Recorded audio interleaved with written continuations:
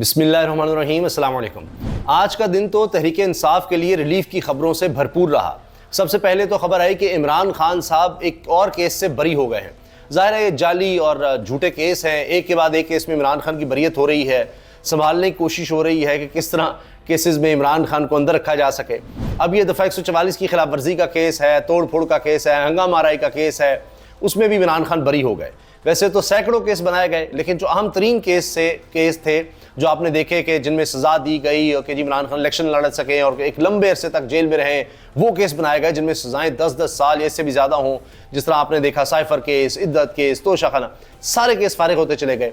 अब और केसेस हैं और ये अगर प्रेशर ना हो तो ये केस जैसे ही सुप्रीम कोर्ट में पहुंचने हैं, वहां भी हत्ता के सुप्रीम कोर्ट को मैनेज किया गया है, लेकिन पूरी दुनिया की नजरें सुप्रीम कोर्ट पर चुकी होती हैं। वहां कुछ ना कुछ आपको शवाहिद जो है फाइनलिटी दिखाने होते हैं, वहां कुछ भी नहीं।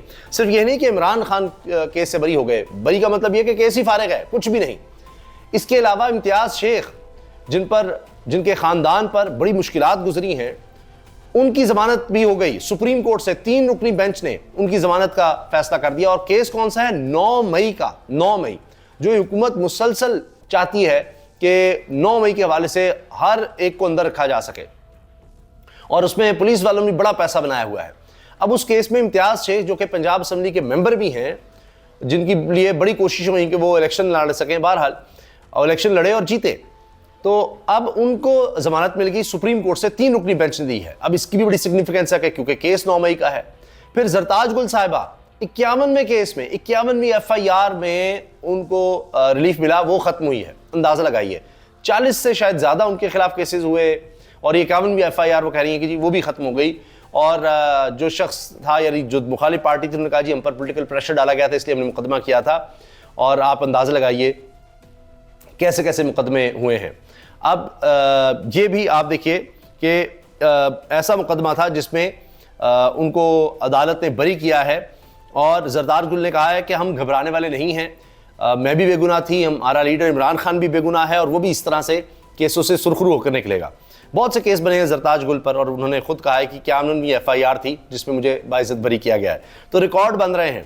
इमरान खान के खिलाफ तो खैर 200 के लगभग केस बनाए गए। इसके अलावा ये 3 सिर्फ खबरें नहीं आई, बल्कि इसके साथ साथ मुसरत चीमा साहिबा, उनके हवाले से भी लाहौर हाई कोर्ट ने मुसरत चीमा की दरखास्त जमानत मंजूर कर ली। अदालत ने 5 अक्टूबर को एहतजाज के दौरान जलाओ घिराव और तशद्दुद के मुकदमे में जमानत मंजूर की। जस्टिस शहबाज रिजवी की सरबराही में 2 रुकनी बेंच केस पर समाअत कर रहा था। मुसरत चीमा के खिलाफ थाना इस्लामपुरा में मुकदमा दर्ज किया हुआ था। तो इससे नजर आ रहा है कि जितने भी केस हैं वो जाली और मंदघड़त हैं, इसलिए अदालतों से रिलीफ मिल रहा है। इसके बावजूद कि अदालतों को पूरी तरह मैनेज किया गया, लेकिन कुछ थोड़ा बहुत सबूत तो होना चाहिए। अभी देखें और क्या होता है, किस तरह से इन चीज़ों को मैनेज किया जाता है, क्योंकि अब तो और ज़्यादा मुसीबत पड़ गई है हुकूमत को। इमरान खान ने 24 नवंबर की फाइनल कॉल दे दी है एहतजाज की। फाइनल एहतजाज है जिसमें नहीं वापस हटा जाएगा जब तक मुतालबा तस्लीम नहीं कर लिए जाते। तो अब या तो लाखों लोगों को हुकूमत को गिरफ्तार करना पड़ेगा, पता नहीं क्या करेंगे, लेकिन ऐसा मुमकिन नहीं। अगर वाकई लाखों लोग आ गए तो फिर इस हुकूमत की कहानी ख़त्म हो जाएगी। ये तो बड़ा वाज़ेह नज़र आ रहा है। तो हुकूमत ने अब इस पर रिएक्ट करना है। हो सकता है नए केसेस बनाए जाएँ, ये अभी जो रिलीफ मिल रहे हैं इसके बाद और मुकदमात बनाए जाएं। सुप्रीम कोर्ट बार एसोसिएशन से खबर आ गई कि उनकी तरफ से सेक्रेटरी सुप्रीम कोर्ट बार की तरफ से कि उन्होंने कहा है 26वीं आईनी तरमीम की भरपूर मुखालफत करते हैं, जबकि सदर जो हैं वो हुकूमती ग्रुप के हैं, वो 26वीं आईनी तरमीम की हिमायत करते हैं, जबकि इससे तो अदलिया ख़त्म हो गई, ज़िबा हो गई, दफन हो गई। बहरहाल ये सब चल रहा है, लेकिन इसमें लग रहा है कि बार एसोसिएशन में भी अब लड़ाई चल रही है और हुकूमत ने इस चीज़ को भांपते हुए फिर अवाम के टैक्सों का जो पैसा है उसके मुंह खोल दिए हैं, ख़जाने खोल दिए हैं कि क्या करें, किस तरह से हम मैनेज करें वकला को। उसके लिए उन्होंने ये काम किया है कि पहले सुप्रीम कोर्ट, हाई कोर्ट के जजेस की मरात बढ़ाई, तनख्वाहें बढ़ाई। अब उसके बाद ख़जानों का रुख वकला की तरफ किया है और वकला तंजीमों पर करोड़ों रुपए की बारिश कर दी है। लाहौर बार एसोसिएशन को 3 करोड़, शेखुपुरा बार को 50 लाख, हाफजाबाद बार को 50 लाख, फिरोजवाला और पिंडी भटिया बार्स को 25-25 लाख की ग्रांट्स जारी की गई हैं। डॉन न्यूज़ की खबर है, किस्मत खान साहब ने ये शेयर की है। अब आप ये अंदाज़ा लगाइए कि किस तरह से पैसा बहाया जा रहा है अपना कंट्रोल रखने के लिए। दौलत, यही इनको आता है। दौलत इस तरह से बहाओ, पैसा इस तरह से लगाओ कि हर चीज़ आपके कंट्रोल में रहे, जजेस भी हों, वकला भी हों, पैसा देते रहो, जेब में डालो सबको, नहीं जो मानता उसको जेल में डालो। जेब और जेल इनको आती है, ये नून लीग का खासा रहा है, हर चीज़ को कंट्रोल करना है इन्होंने। हम आज़ाद अदलिया के साथ पहले भी, आज भी और आइंदा भी खड़े रहेंगे। इस्लामाबाद हाई कोर्ट का अगला चीफ जस्टिस मौजूदा जजेस में से ही सीनियरिटी बेस पर बनेगा और हम इस चीज़ पर पहरा देंगे। सदर हाई कोर्ट बार या रियासत आज़ाद, ये इस्लामाबाद बार है जो मैनेज नहीं हो रही। तो आप देखिए ना, सारी चीज़ें मैनेज नहीं होती, सारे जजेस भी मैनेज नहीं हो पाते, कहीं ना कहीं से कुछ चीज़ें आ जाती हैं। इमरान खान बाइज़्ज़त बरी हुए हैं और इनके साथ साथ और भी लोग हैं जिनमें असद कैसर, शेख रशीद, सदाकत अब्बासी, फैसल जावेद हैं। इन सबको मुकदमे से बरी कर दिया गया है। एक और बड़ी खबर आ गई है, एक और बड़ा मुकदमा जो आने वाले दिनों में आपको सुनने को मिलेगा। इस्लामाबाद इलेक्शन ट्रिब्यूनल की तब्दीली का इलेक्शन कमीशन का फैसला भी सुप्रीम कोर्ट में चैलेंज कर दिया गया है। पीटीआई उम्मीदवार अली बुखारी ने इस्तदा की है कि सुप्रीम कोर्ट इलेक्शन ट्रिब्यूनल की तब्दीली का इलेक्शन कमीशन का 10 जून का फैसला कलअदम करार देकर जस्टिस तारिक जहांगीरी ट्रिब्यूनल बहाल किया जाए।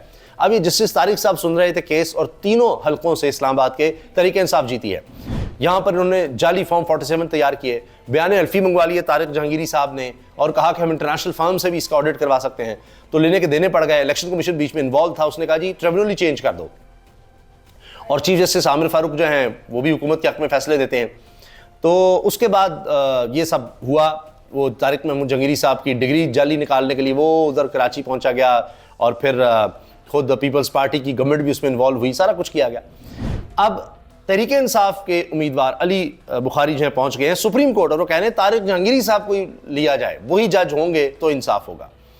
इसके अलावा जनाब इस्लामाबाद हाई कोर्ट के चीफ जस्टिस आमिर फारूक, जो माना जाता है हुकूमत उनको अपना जज मानती है, सारे फैसले उनके हक में, हुकूमत के हक में दे रहे होते हैं और इन पर तो तहरीक इंसाफ इमरान खान अदम इत्मीनाद कर चुके हैं।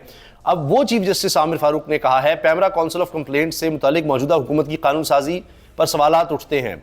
रिमार्क्स दिए कि इस कानून में शदीद खामियां हैं, तरमीम करने की ज़रूरत है। किसी को बुरा ना लगे लेकिन पैमरा भी प्रो मालिकान इदारा है। कानून साजी के वक्त हुकूमत का झुकाव भी मालिकान की तरफ ही है क्योंकि उनके ज़रिए तो उन्होंने सारा मीडिया कंट्रोल किया हुआ है।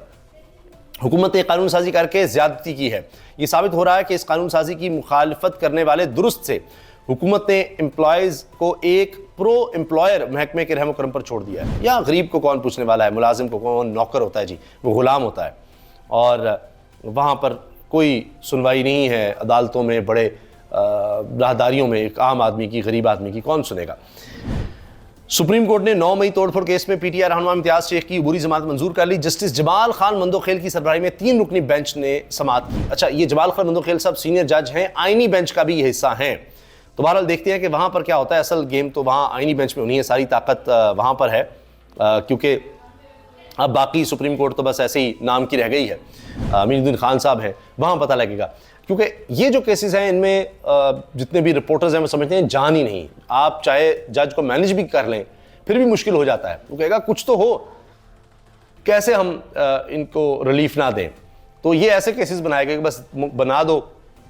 ये उसी किस्म का है जिस तरह अभी इमरान खान से मुलाकात करने जब लोग पहुंचे तो दफ़ा 144 में उनको गिरफ्तार कर लिया, उमर यूब, असद कैसर, शिबली फराज, दीगर को। तो ये इस किस्म के केसेस हैं। अभी तो उनको छोड़ दिया लेकिन फिर ये होता है चलता तो रहे। आप सोचिए कि कितने वसाइल, करोड़ों अरबों रुपए के वसाइल, अगर सिर्फ इमरान खान पर 200 केसेस हैं तो बाकी आप सोचिए कि तहरीक इंसाफ के हज़ारों कारकुनों पर कितने केसेस होंगे, हज़ारों लोगों पर हज़ार केसेस। एक शख्स पर एक केसेस थोड़ी है। अब उसमें पुलिस, उसमें प्रोसिक्यूशन, उसमें जजेस, उसमें लाना जाना, यानी दफातर का, आप सोचिए कितने वसाइल इन्वॉल्व हैं। तो जब आप सारे लोगों को इस तरफ लगा देंगे तो जेन्युइन केसेस पर कौन तवज्जो देगा? किस तरह से हो सकता है? मुमकिन ही नहीं है। बस केस बनाए जाओ। इसलिए इन्होंने सारे निज़ाम इंसाफ का कबाड़ा करके रख दिया हुआ है। तो बहरहाल ये आज जो रिलीफ की खबरें आई वो मैंने आपसे शेयर कर दी हैं। तहरीक इंसाफ के लिए आज का दिन भरपूर खबरों से और खुशखबरियों से लबरेज था क्योंकि इमरान खान ने कारकुनों की आवाज़ सुन ली। कारकुन चाहते हैं कि एहतजाज हो, भरपूर एहतजाज हो और उसकी भी उन्होंने 24 तारीख की फाइनल कॉल दे दी है।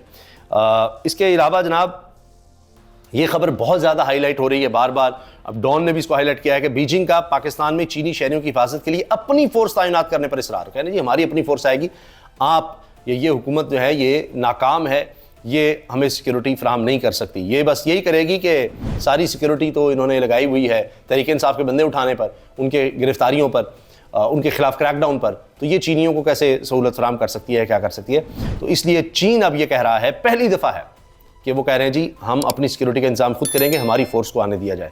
सोचिए कि क्या हालात हो गए। इजाज़त दीजिए, अल्लाह हाफ़िज़।